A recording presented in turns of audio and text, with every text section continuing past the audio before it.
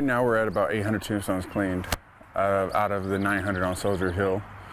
Day by day by day, John Miller Ross found a new calling restoring tombstones where veterans are laid to rest. This journey of his started while he was on a search for his own family history. I went to go find his grave and I couldn't see it. I couldn't read it at all, nothing.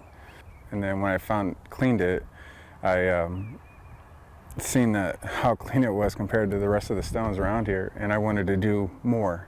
I wanted every veteran's stone to look the same as my grandfather's. Every day since the end of March, he's came to the city's oldest cemetery and helped scrub away the forgotten history.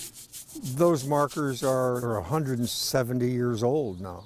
I told him that because they're limestone markers, they've been there since the Civil War, age just takes a toll on them.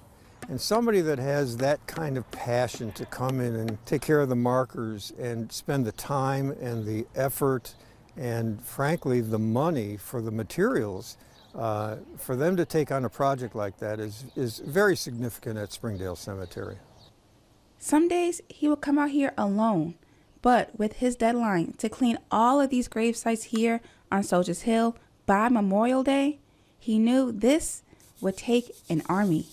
Our last event that we had about 20 volunteers out. I'd like to see that higher if possible. Yep, and there's a lot of people that's probably done 10, 15 already. 1, 2, 3, 4, 5, 6, 7, 8, 9, 10, 11, 12, 13, 14. Cleaned 14 so far.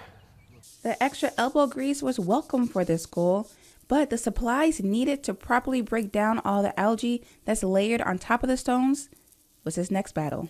My biggest thing now is just getting flags.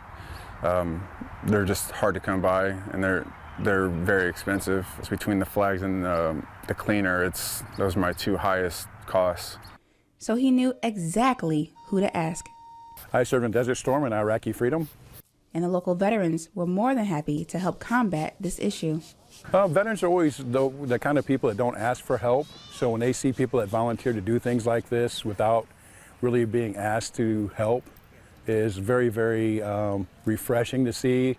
And it's also for the current veterans that are standing around that are seeing some of these volunteers step up. It's very refreshing for them to know that they now know that they're not going to be forgotten. Now, on the eve of Memorial Day, although he's just a few hundred shy of his initial goal, he decided to go ahead and acknowledge each of the veterans' tombstones one at a time. So right now I'm walking up and down each row just to find the veterans' graves. I don't have a list of where they're at. I just have to walk. So when I go down, I find it. I have to drill a hole in the ground right now because the ground's so dry. And then I put a flag in each veteran's grave. Renewed with a tank load of passion, he is now setting his sights on his next target, larger cemeteries. Their family members' stone that they could not read before, they can now read. They know where they're at. They can take pictures of it and see the name. Reporting in Peoria, I'm Brett Brooks for 25 News.